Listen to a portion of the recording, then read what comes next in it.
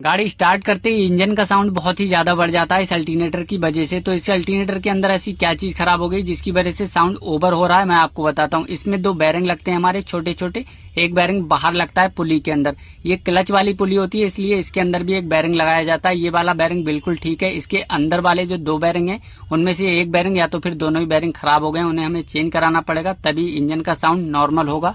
ऐसे ही car knowledge वाली video के लिए हमारे चैनल कारजी को सब्सक्राइब करें।